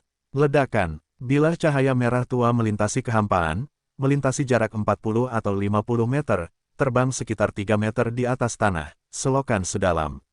Setengah meter masih muncul di tanah, dan satu kaki di depannya setinggi 7 atau 8 meter. Batu besar itu pecah dan hancur berkeping-keping. Xiaoyu mengayunkan pisau Roh Kudus ke sarungnya. Dia mendarat perlahan. Xiaoyu bersemangat dengan kultivasi petir merah yang mudah. Anda harus tahu bahwa kondisi pertama petir merah ini adalah untuk merangsang atribut guntur. Hanya dengan memaksimalkan atribut guntur, dia dapat mengerahkan kekuatan tebasan guntur petir merah, dan karena cahaya listrik di bola 3 warna, dia telah menghindari level langka ini. Dan karena ledakan petir listrik merah, cahaya listrik menjadi merah. Melempar tangannya, pisau suci Leiling secara otomatis terbang ke sarungnya. Xiaoyu duduk dengan kaki bersilang, matanya sedikit terpejam, dan dia ingat perasaan pisau itu. Satu tembakan, aku tak terkalahkan. Xiaoyu sangat terkejut dengan momentum yang tak terkalahkan itu. Momentum semacam ini memiliki efek yang tak terlukiskan pada pertempuran. Seringkali dalam pertempuran, dua tuan dengan kekuatan yang sebanding akan bertarung, dan yang kuat akan memenangkan kemenangan terakhir. Inilah sebabnya mengapa semakin banyak perang semakin berani. Semburan petir listrik merah adalah momentum yang sangat kuat. Jika orang itu tidak sebaik Xiao Yu, dan dia tidak begitu waspada, saya khawatir momentum semacam ini dapat membuatnya takut dan tidak berani mengambil tindakan. Saya tidak tahu apakah saya dapat mengendalikan petir merah di bola 3 warna itu. Xiao Yu bergumam dalam hatinya, tetapi dia melihat bahwa petir merah itu tidak lolos, hanya mengalir, dia dapat dilepaskan oleh tubuhnya. Dengan cahaya listrik yang mengerikan seperti itu, bagaimana jika itu dikendalikan? Kekuatan petir merah itu sangat awal dalam harapan Xiao Yu. Bagaimanapun, itu adalah perpaduan dari dua api aneh Phantom Spirit Fire dan Earth Nemocarditis, tetapi dia tidak pernah bisa mengendalikannya. Maka Xiao Yu mulai berkomunikasi dengan petir merah. Malam seperti itu, tidak ada hasil. Petir merah tampaknya mengabaikan Xiao Yu. Kecuali Xiao Yu menggunakan atribut petir seperti ledakan petir listrik merah untuk memotong, ia dapat mengikuti operasi semangat juang yang dibutuhkan oleh ledakan petir listrik merah dan memainkan peran. Ini agak mengecewakan Xiao Yu. Pada saat yang sama, ia bahkan lebih bersemangat. Begitu baut petir merah yang begitu kuat diterapkan, itu pasti akan meningkatkan kekuatan tempurnya, dan ia harus menguasai baut petir merah. Tidak ada kata-kata dalam semalam. Keesokan harinya, Xiao Yu dan Xiao Bai berangkat lagi. Di musim ini, ketika pegunungan Hengduan paling panas, matahari yang terik menggantung tinggi di udara. Suhu tinggi yang terik membuatnya tampak seperti kapal uap besar. Itu masih bagian luar pegunungan Hengduan. Gulma yang tumbuh tinggi dan daun kering menginjaknya, membuatnya berderak. Suara-suaranya seperti panas yang keluar dari tanah. Menatap matahari yang terik, saat itu siang hari Xiao Yu begitu panas hingga seluruh tubuhnya berkeringat. Dia mendengarkan dari samping, seolah-olah ada suara gemericik, dan segera pergi ke arah air. Xiao Bai juga menggigil dan berlari cepat ke tempat itu. Segera, mereka melihat air terjun kecil. Di bawahnya ada kolam kecil. Kolam yang jernih itu beriak dengan ombak. Xiao Yu mengulurkan tangan dan menyentuhnya. Ada udara dingin dari kolam yang dingin, jadi panasnya sepertinya pergi jauh pergi. Oh! Xiao Bai berteriak kegirangan dan melompat langsung ke bawah. Xiao Yu tidak melihat siapapun di sekitarnya. Dia juga melepas pakaiannya dan memasukkannya ke dalam cincin luar angkasa. Dia langsung melompat ke dalam lubang air tanpa busana. Begitu dia memasuki genangan air, sensasi menyegarkannya hampir membuatnya nyaman dan hampir mengerang. Sangat nyaman. Xiao Yu berenang di kolam renang. Setelah berenang sebentar, Xiao Yu melangkah keluar dari kolam air. Dia berencana untuk terus mempelajari petir merah di bola 3 warna di sini. Di mana saya tahu bahwa dia baru saja keluar dari kolam air dan melihat sosok yang berkedip di wajahnya dan mendongak. Tetapi dia melihat seorang wanita cantik dengan rambut hijau tua dan tampilan yang manis. Keduanya tertegun pada saat yang sama. Apa? Mata gadis kecil hijau tua itu jatuh dan jatuh di antara kaki Xiao Yu, dan kemudian dia menjerit mengerikan. Apa? Xiao Yu juga berteriak dan buru-buru menutupi selangkangannya dengan kedua tangan. Perempuan berandal, serigala bau, si cantik kecil adalah pedang di udara, Mang Dingin menerobos. Xiao Yu mengangkat tangannya untuk menghancurkan Mang Dingin, tetapi selangkangannya terbuka lagi. Si cantik mungil yang tegap itu menatap berkeliling, tetapi pedang di tangannya terus-menerus menebas, dan tebasan dendam terus menyerang, dan sasarannya menunjuk langsung ke bagian penting Xiao Yu. Gigi Xiao Yu gatal, dia diintip. Hooligan wanita ini benar-benar menyerangnya, tetapi dia tidak selalu bisa diawasi oleh seorang wanita. Ketika dia berbalik, dia hendak masuk ke dalam air. Tetapi melihat si cantik mungil itu berteriak, pedang pengebirian super tak terkalahkan pas, 3 kali pergantian hari dari Senin sampai Jumat, 2 hari seminggu, 4 kali pergantian hari. Pedang di tangan gadis kecil yang kokoh itu memancarkan cahaya dingin yang dingin, dan mengejutkan masa lalu dengan gerakan yang sangat cerdik. Xiao Yu berteriak diam-diam dengan cara yang sangat terampil ini. Gadis kecil itu tentu saja tidak tahu berapa banyak bakat yang telah dikebiri. Keterampilan bertarung, jelas tidak kuat, tetapi Xiao Yu agak takut. Bagaimanapun, itu adalah bayi laki-laki. Satu berbalik, Xiao Yu seperti ikan besar, memutar tubuhnya di udara, dan salah satu jangkrik jatuh ke kolam air untuk menghindari serangan si cantik kecil yang kokoh itu. Setelah menyelinap ke dalam air lebih dari 10 meter, Xiao Yu menunjukkan kepalanya lagi. Hei, hooligan wanita, kamu tidak ada habisnya, kamu melihat tubuh polos wanita dan pria keluargaku yang baik, aku belum membuatmu bertanggung jawab, kamu berani menyerangku. Xiao Yu minum. Gadis kecil yang tegap itu menggoyangkan pedang di tangannya dan Zhang Ya menari dengan cakarnya, serigala bau. Tidak ada 180 pria yang dikebiri oleh gadis kecil ini, dan kamu dapat melarikan diri, sepertinya gadis kecil ini akan menggunakan triknya. Mengeluarkan botol kecil di dalam cincin luar angkasa, yang berisi cairan merah muda. Apa itu? Kata Xiao Yu. Hei, itu bukan apa-apa, itu adalah hal baik yang membuat barang-barang priamu menarik kembali dan akhirnya menghilang. Si cantik kecil yang tegap memutar tutup botol sambil tersenyum dan menuangkan cairan merah muda ke dalam kolam air.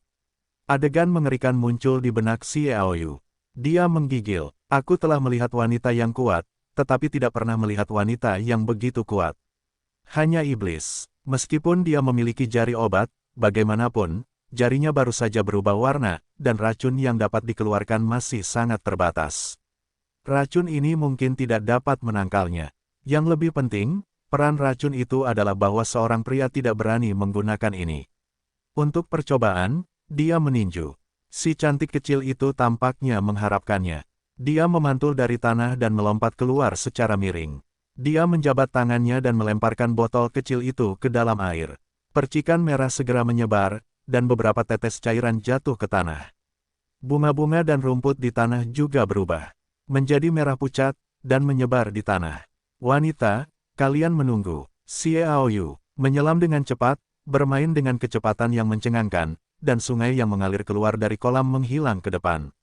Menyaksikan Xiao Yu menghilang ke dalam sungai. Si cantik kecil yang kokoh tertawa, serigala bau, belum pernah ditakuti oleh si cantik kecil ini. Kamu benar-benar berpikir ada obat seperti itu. Ketika dia senang, dia tidak menemukan Xiao Bai muncul dari air.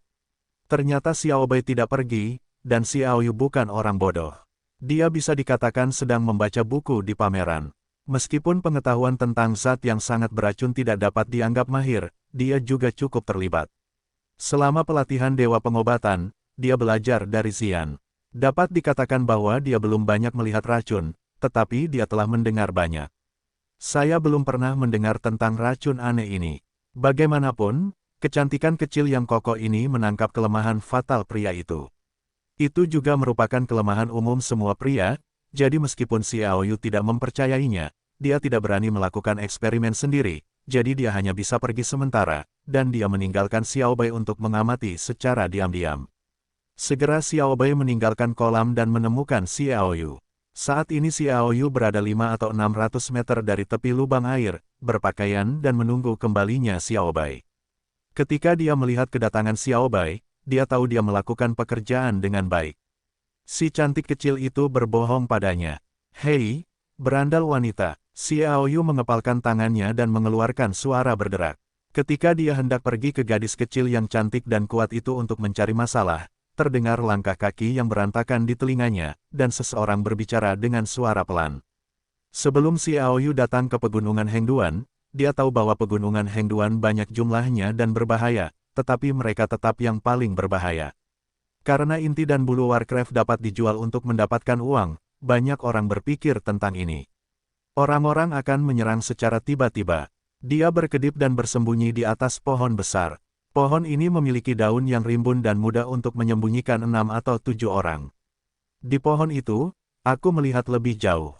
Aku melihat lebih dari selusin orang berjalan ke arahnya, dipimpin oleh seorang pria botak, kepalanya samar-samar di bawah terik matahari, wajahnya penuh daging, dan pisau panjang di punggungnya, memegang peta di tangannya. Orang-orang di belakangnya juga ada di kanan dan kiri, dengan hati-hati memperhatikan kiri dan kanan, tampaknya takut terlihat. Salah satu lelaki jangkung dengan mata segitiga berkata, Tela, apakah kau benar-benar berpikir peta ini nyata? Kita sudah berkeliling selama 2 hari. Benar atau tidak, kau harus mencobanya, kata lelaki botak Tera. Kayaro, jangan lupa, peta ini hanya diperoleh dengan nyawa hampir 100 saudara.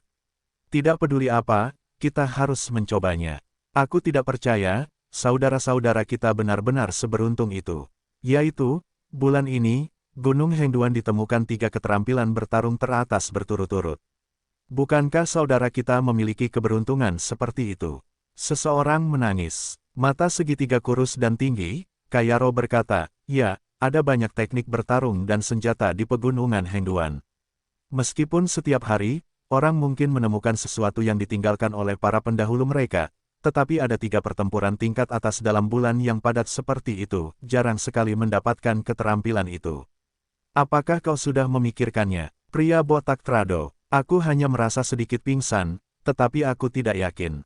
Kata Kayaro, melihat pria botak itu, Tela tersenyum, aku berkata sejujurnya, itu karena seseorang secara tidak sengaja mendapatkan peta sebulan yang lalu, dan peta itu mencatat lebih dari selusin tempat dengan keterampilan bertarung teratas dan senjata suci di atas senjata kemudian ditemukan, dan peta itu terkoyak dalam pertempuran. Milik kita adalah salah satunya. Kalau tidak, mengapa menurutmu aku akan menggunakan nyawa lebih dari 100 saudara untuk merebut peta ini? Berbicara, dia mengangkat peta di tangan Yang. Semua orang mendengar kata-kata itu, dan mereka semua menunjukkan kegembiraan. Bahkan si Aoyu yang bersembunyi di pohon itu terkejut.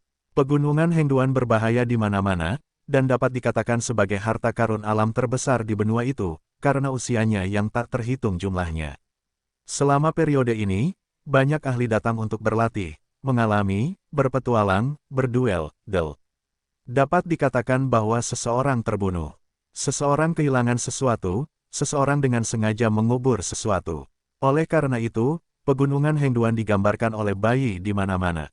Xiaoyu bertemu banyak tentara bayaran dalam perjalanannya, beberapa di antaranya menyebutkan penemuan 3 keterampilan bertarung teratas dalam waktu 1 bulan. Tanpa diduga, ini memang terjadi. Melihat peta di tangan si botak, hati Xiaoyu tiba-tiba menjadi aktif. Karena itu adalah keterampilan bertarung teratas, itu juga setidaknya setingkat dengan Red Electric Thunderburst. Dan yang paling kurang darinya adalah keterampilan bertarung. Saya baru saja menguasai 2 jenis keterampilan bertarung, Balongkuan dan Red Lightning Burst. Meskipun keluarga Xie juga memiliki keterampilan bertarung lainnya, kekuatannya benar-benar tidak dapat menarik minatnya. Bagaimanapun, dia berhubungan dengan Balongkuan dan Red Lightning Burst. Itu diatur di sana, dan kekuatannya buruk, dan lebih baik berlatih daripada membuang-buang waktu. Dia mengedipkan mata pada Xiaobai.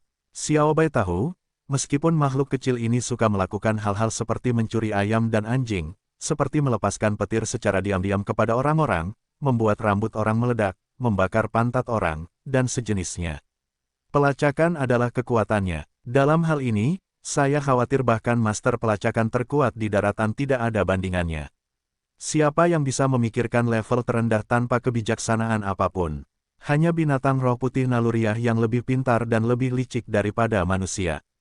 Tubuhnya pendek, dan di tempat yang ditumbuhi tanaman ini, lebih sulit untuk melihatnya daripada naik ke langit, jadi Xiaobai dengan mudah mengikuti pria botak Tela dan yang lainnya, dan berjalan berdampingan, tidak seperti yang lain, khawatir ditemukan, dan melacak jauh di belakang. Ini adalah keuntungannya. Xiaoyu berdiri di pohon dan mengamati. Pria botak Tela dan yang lainnya berjalan sesuai dengan peta, dan mereka tidak berjalan cepat. Sekitar setengah jam kemudian, Xiaobai kembali. Xiaoyu mengikuti Xiaobai ke sebuah bukit kecil, dan Tera, Kayaro, dan yang lainnya berdiri di depan sebuah gua. Beberapa orang tetap berada di luar untuk mencegah orang lain mengganggu mereka berdiri di belakang batu besar yang jaraknya hampir 30 meter dari gua. Xiaoyu memperhatikan petugas patroli yang mondar-mandir di gua dan mengerutkan kening. Kekuatan orang-orang ini tidak diperhitungkan olehnya. Namun, kekuatan Tela si botak di gua itu adalah level roh yang lebih rendah, 2 tingkat lebih tinggi darinya. Jika itu adalah pertarungan tunggal, Xiaoyu bahkan memiliki tinju naga dan petir listrik merah dan pedang roh guntur mungkin tidak dapat membunuhnya di semua level, belum lagi master tingkat tinggi lainnya seperti Kayaro. Jika itu membunuh, itu membuat mereka khawatir, tetapi itu melawannya. Bagaimana caranya? Xiaoyu menyipitkan mata dan melihat ke gua, berpikir tentang bagaimana mengambil tindakan untuk memastikan keselamatan, tetapi juga untuk menangkap keterampilan bertarung teratas di dalamnya. Dia berpikir, tetapi mendengar suara gemuruh. Raungan, bukit itu bergetar, mata Xiaoyu menjadi cerah, dan benar-benar ada Warcraft di dalam gua. Lalu aku mendengar kemarahan dan teriakan. Terjadi pertempuran sengit di dalam, dan orang-orang yang bertugas memeriksa di luar mendengar bahwa mereka juga mengeluarkan senjata dan ragu-ragu untuk masuk. Tepat pada saat itu seseorang mendengar lolongan di dalam gua, beracun. Kemudian tidak ada suara, napas abu-abu keluar dari dalam, memancarkan bau busuk yang menjijikkan, dan mereka yang bertanggung jawab atas pemeriksaan luar juga menutup hidung dan mulut mereka ke belakang. Bang-bang, ada getaran keras. Sesosok tubuh mengeluarkan teriakan menyedihkan, terbang keluar dari gua, dan mendarat dengan keras.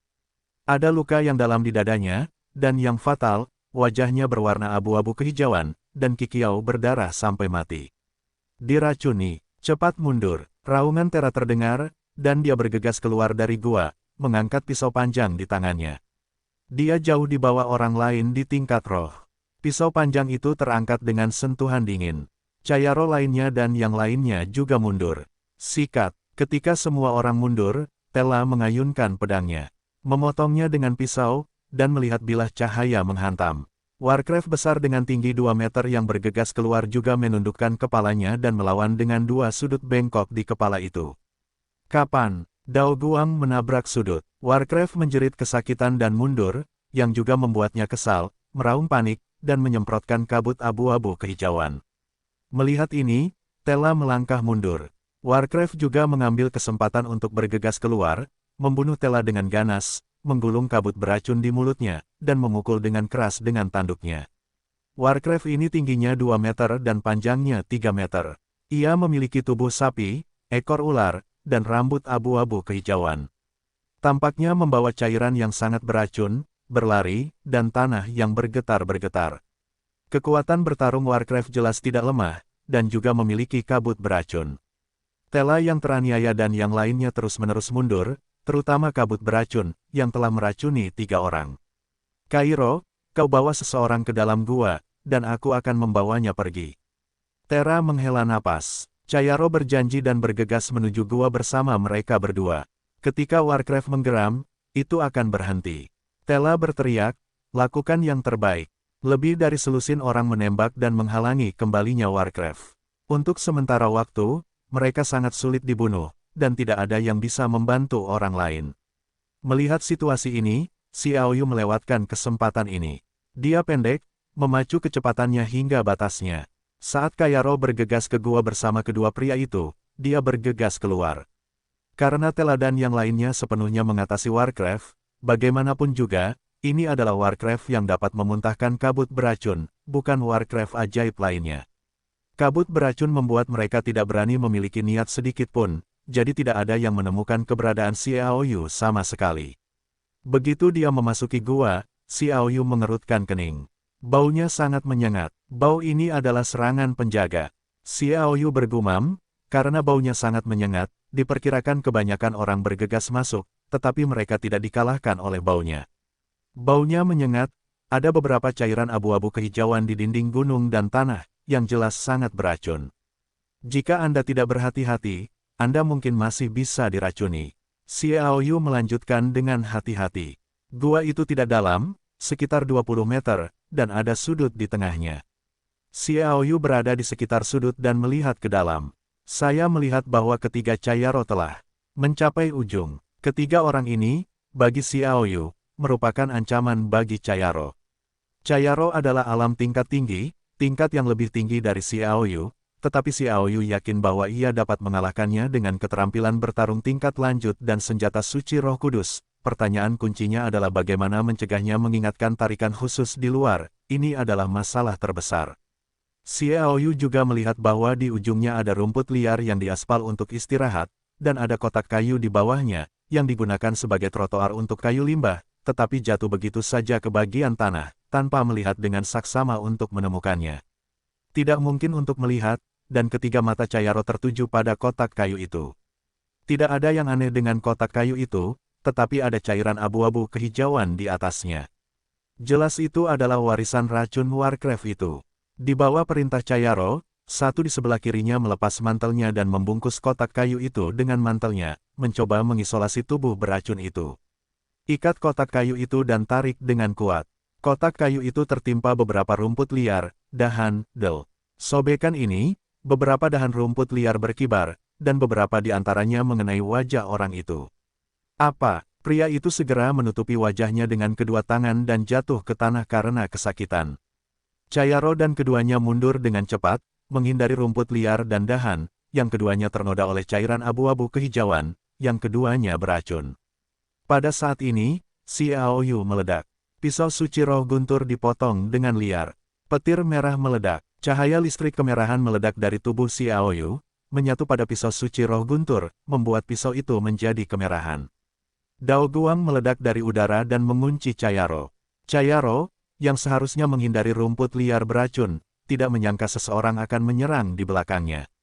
Ketika dia merasakannya, serangan itu telah tiba, dan dia dengan putus asa melesat ke samping. Puff! Cahaya pedang masih menghantam punggung Chayaro. Menghancurkan pertahanan dendamnya, hampir melukai tubuhnya, dia menghancurkan darah dan bergegas maju. Xiao Yu tidak kenal ampun, melangkah maju, dan memenggal kepalanya lagi. Chayaro yang terluka parah buru-buru berjuang untuk melawan. Klik, pedangnya tidak berguna di depan pedang suci Lei Ling, dan dipotong dengan satu pisau, bahkan Xiao Yu dipenggal dengan kepalanya. Sangat disesalkan bahwa Kaya Luo bahkan lebih baik daripada Xiao Yu, tetapi dia dipenggal tanpa kesempatan untuk melawan, dan mati. Dengan membunuh Kaya Luo, Xiao Yu menunjuk dengan ekor kirinya. Menunjuk kotak kayu, racun itu segera mundur. Dia mengambil kotak kayu itu, dan melihat bahwa pria yang mengikuti Chayaro berlari melintasi sudut, dan dia mengangkat tangannya dan meninjunya di udara. Tinju naga. Dengan pukulan yang keras, pria itu hancur di tempat. Xiao Yu tahu ini. Dia pasti telah mengejutkan orang-orang di luar. Dia memasukkan kotak kayu itu ke dalam cincin ruang angkasa, membukanya, dan bergegas keluar dengan kecepatan tercepat dalam hidupnya. Begitu dia bergegas keluar, dia melihat Tela mendorong Warcraft dengan sekuat tenaga dan hendak membunuh gua itu. Keduanya saling berhadapan. Hadiah untukmu. Xiao Yu mengangkat tangannya saat petir merah menyambar.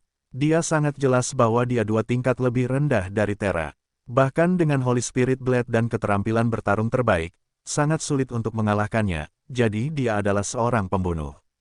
Lampu elektro-optik merah yang tak terhitung jumlahnya berkumpul untuk membentuk bilah cahaya, bersiul keluar. Sialan, pria botak Tela sangat marah, dan dia menebas dengan pisau. Dia mematahkan serangan itu dengan tusukan, dan dia terdorong mundur 3 atau 4 langkah karena guncangan. Lengannya mati rasa, tetapi dia tidak terluka. Dia berteriak dan bergegas untuk berburu. Akibatnya, jarak yang dia tempuh jatuh tepat dalam jangkauan serangan Warcraft. Di dalam, ada semburan kabut beracun yang terbuka di mulut. Lompatan keras Tera bagaikan guntur, tetapi dia hanya bisa mengayunkan pedangnya, membentuk angin kencang, dan menyebarkan kabut beracun itu. Ketika dia berbalik lagi, Xiao Yu telah melarikan diri sejauh 50 atau 60 meter. Hentikan! Tera berteriak pada lawannya, dan dia mengejar Xiao Yu dengan pisau. Xiao Yu tertawa keras dan berbalik dengan kecepatan tercepat, bergegas pergi seperti kilatan petir, dan begitu Tera berlari 2 langkah, dia mendengar teriakan menyedihkan di belakangnya. Anak buahnya diracuni oleh Warcraft. Dia ingin berburu, tetapi anak buahnya dalam bahaya, tetapi itu semua adalah elitnya. Dalam keraguan ini, Xiao Yu telah melarikan diri. Tela hanya bisa melampiaskan amarahnya pada Warcraft. Xiao Yu yang melarikan diri menentukan arah dan berlari lurus sejauh 2 hingga 3 km sebelum berhenti di sebuah lembah kecil, melihat sekeliling, dan memastikan tidak ada seorang pun di sana sebelum dia mengeluarkan kotak kayu itu.